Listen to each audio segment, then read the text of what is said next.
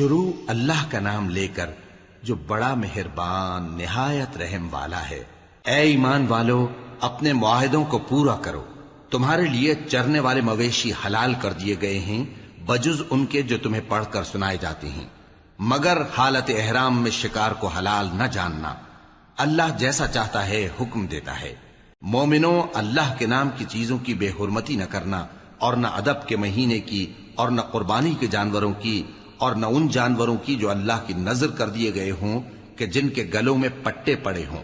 اور نہ ان لوگوں کی جو حرمت والے گھر یعنی بیت اللہ کو جا رہے ہوں اپنے پروردگار کے فضل اور اس کی خوشنودی کے طلبگار بنے ہوئے۔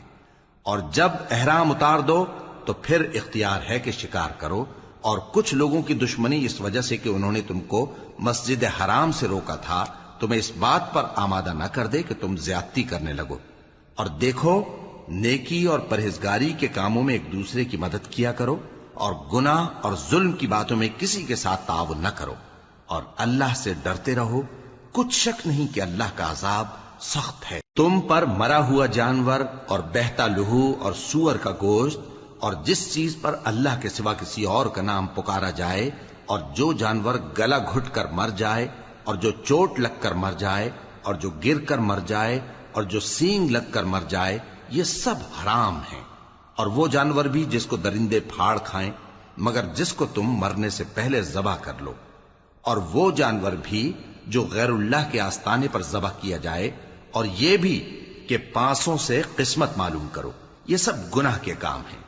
آج کافر تمہارے دین سے نا امید ہو گئے ہیں تو ان سے مت ڈرو اور مجھی سے ڈرتے رہو۔ آج میں نے تمہارے لیے تمہارا دین کامل کر دیا ہے اور اپنی نعمتیں تم پر پوری کر دی، اور تمہارے لیے اسلام کو بطور دین پسند کر لیا۔ ہاں، جو شخص بھوک میں ناچار ہو جائے بشرطے کہ گناہ کی طرف مائل نہ ہو تو اللہ بخشنے والا ہے، بڑا مہربان ہے۔ اے نبی، تم سے پوچھتے ہیں کہ کون کون سی چیزیں ان کے لیے حلال ہیں۔ ان سے کہہ دو کہ سب پاکیزہ چیزیں تم کو حلال ہیں، اور وہ شکار بھی حلال ہے جو تمہارے لیے ان شکاری جانوروں نے پکڑا ہو جن کو تم نے سدھا رکھا ہو، اور جس طریق سے اللہ نے تمہیں شکار کرنا سکھایا ہے اس طریق سے تم نے ان کو سکھایا ہو۔ تو جو شکار وہ تمہارے لیے پکڑ رکھیں اس کو کھا لیا کرو، اور شکاری جانوروں کے چھوڑتے وقت اللہ کا نام لے لیا کرو، اور اللہ سے ڈرتے رہو، بے شک اللہ جلد حساب لینے والا ہے۔ آج تمہارے لیے سب پاکیزہ چیزیں حلال کر دی گئیں، اور اہل کتاب کا کھانا بھی تم کو حلال ہے اور تمہارا کھانا ان کو حلال ہے، اور پاک دامن مومن عورتیں اور پاک دامن اہل کتاب عورتیں بھی حلال ہیں، جبکہ ان کا مہر انہیں دے دو۔ اور نکاح سے عفت قائم رکھنی مقصود ہو، نہ کہ کھلی بدکاری کرنی اور نہ چھپی دوستی کرنی۔ اور جو شخص ایمان کا منکر ہوا اس کے عمل ضائع ہو گئے اور وہ آخرت میں نقصان پانے والوں میں ہوگا۔ مومنوں، جب تم نماز پڑھنے کا قصد کیا کرو تو اپنے منہ اور کوہنیوں تک ہاتھ دھو لیا کرو، اور سر کا مسح کر لیا کرو، اور ٹخنوں تک پاؤں دھو لیا کرو، اور اگر جنابت کی حالت میں ہو تو نہا کر پاک ہو جایا کرو، اور اگر بیمار ہو یا سفر میں ہو یا کوئی تم میں سے بیت الخلا سے ہو کر آیا ہو یا تم نے عورتوں سے مقاربت کی ہو، پھر تمہیں پانی نہ مل سکے تو پاک مٹی لو اور اس سے منہ اور ہاتھوں کا مسح یعنی تیمم کر لو۔ اللہ تم پر کسی طرح کی تنگی نہیں کرنا چاہتا، بلکہ یہ چاہتا ہے کہ تمہیں پاک کرے اور اپنی نعمتیں تم پر پوری کرے تاکہ تم شکر کرو۔ اور اللہ نے جو تم پر احسان کیے ہیں ان کو یاد رکھو، اور اس کے عہد کو بھی جس کا تم سے قول لیا تھا، یعنی جب تم نے کہا تھا کہ ہم نے اللہ کا حکم سن لیا اور قبول کیا۔ اور اللہ سے ڈرو، کچھ شک نہیں کہ اللہ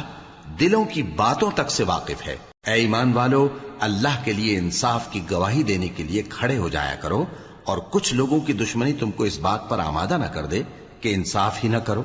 انصاف کیا کرو کہ یہی پرہیزگاری کی بات ہے، اور اللہ سے ڈرتے رہو، کچھ شک نہیں کہ اللہ تمہارے سب اعمال سے خبردار ہے۔ جو لوگ ایمان لائے اور نیک کام کرتے رہے ان سے اللہ نے وعدہ فرمایا ہے کہ ان کے لیے بخشش اور اجر عظیم ہے، اور جنہوں نے کفر کیا اور ہماری آیتوں کو جھٹلایا وہ جہنمی ہیں۔ اے ایمان والو، اللہ نے جو تم پر احسان کیا ہے اس کو یاد کرو۔ جب کچھ لوگوں نے ارادہ کیا کہ تم پر دست درازی کریں تو اس نے ان کے ہاتھ تم سے روک دیے، اور اللہ سے ڈرتے رہو، اور مومنوں کو تو اللہ ہی پر بھروسہ رکھنا چاہیے۔ اور اللہ نے بنی اسرائیل سے اقرار لیا تھا، اور ان میں ہم نے 12 سردار مقرر کیے تھے، اور اللہ نے فرمایا کہ میں تمہارے ساتھ ہوں اگر تم نماز پڑھتے اور زکات دیتے رہو گے اور میرے پیغمبروں پر ایمان رکھو گے اور ان کی مدد کرتے رہو گے اور اللہ کو قرض حسن دو گے، تو میں تم سے تمہارے گناہ دور کر دوں گا اور تم کو بہشتوں میں داخل کروں گا جن کے نیچے نہریں بہ رہی ہیں۔ پھر جس نے اس کے بعد تم میں سے کفر کیا تو وہ سیدھے رستے سے بھٹک گیا۔ پس ان لوگوں کے عہد توڑ دینے کے سبب ہم نے ان پر لعنت کی اور ان کے دلوں کو سخت کر دیا۔ یہ لوگ کلمات کتاب کو اپنے مقامات سے بدل دیتے ہیں، اور جن باتوں کی ان کو نصیحت کی گئی تھی ان کا بھی ایک حصہ فراموش کر بیٹھے، اور تھوڑے آدمیوں کے سوا ہمیشہ تم ان کی ایک نہ ایک خیانت کی خبر پاتے رہتے ہو، سو انہیں معاف رکھو اور ان سے درگزر کرو۔ اللہ احسان کرنے والوں کو دوست رکھتا ہے۔ اور جو لوگ کہتے ہیں کہ ہم نصارہ ہیں، ہم نے ان سے بھی عہد لیا تھا، مگر انہوں نے بھی اس نصیحت کا جو ان کو کی گئی تھی